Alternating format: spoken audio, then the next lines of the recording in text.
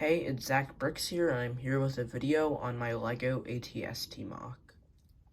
This mock took about a few days to figure out, and it is probably one of the hardest things that I have ever built. So to begin, I'm gonna start off with the head. So basically you can move these blaster cannon things up and down, this far down, this far up. And you can also rotate the head very far. There's no knob to turn like there are on the sets, but you can just turn it. It goes over 90 degrees, but yeah, you can turn it either direction, and yeah. So a full 360 look on the ATST itself. So here's what the side of it looks like. There's like a cannon thing over here, and here's what the back of it looks like. I tried to add like some details back here and on like the base part over here.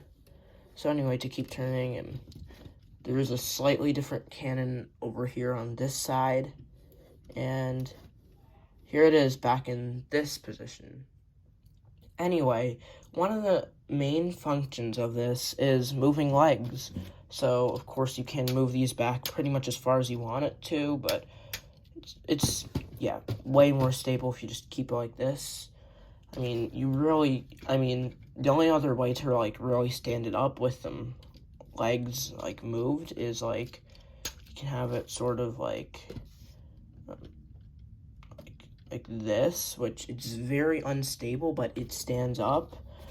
So anyway, I'm just gonna put it back like this, and yeah, there it is.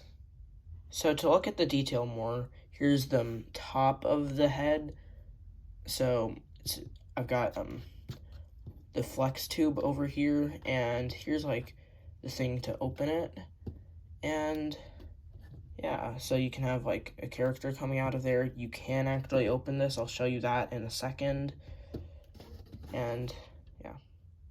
So if you would like to access the interior, you can just open it up like this, and here you have access to the interior where there are 2 seats, and this is not the accurate way to fit 2 characters in, but you can fit 2 characters in this way.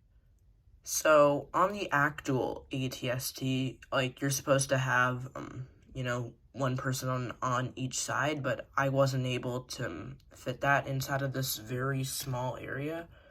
So, instead, one's in front, one is behind.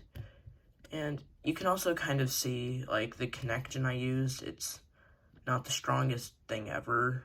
And, the panels sometimes might move a bit, they don't really move much, but yeah, that's the connection I used to get the angle onto these panels. Now, I don't have any actual ATST driver figures, so these will just have to do. But yeah, this is how you can fit figures into here. So you have one back there and one in the front. And I tried to fit like a control panel in there, but it didn't really work well. So yeah, you can just now you can just close it up, and you really can't see the figures in there. But anyway, that's how you fit figures into here. I did also notice earlier that you can have a figure standing up, or at least in the back, but there, as you can see, this figure is standing up, and it still closes properly, so that's interesting. Anyway, as I was talking about earlier, you can also open up this thing up here. So simply all you have to do is you can push it up, and yeah, it opens up it opens up well enough to have a figure sticking out of it. You really can't fit the figure onto there though by anything. Alright, I figured it out. You can just have him sort of just there. He's not connected by anything, but he's kind of holding on there.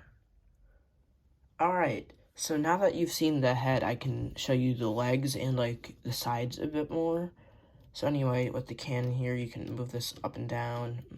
Sometimes you might end up moving the panel a little bit, which is a flaw, but yeah, that's just like a small weakness of the connection I used.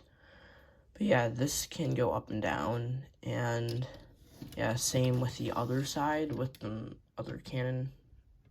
This one not as much where you like move the panel. But yeah.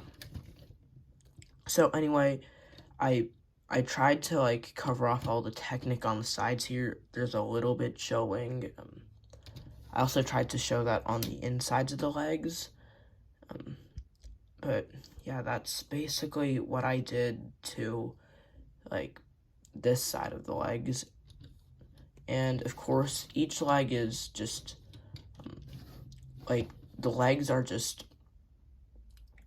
basically the same thing, except one is just reversed.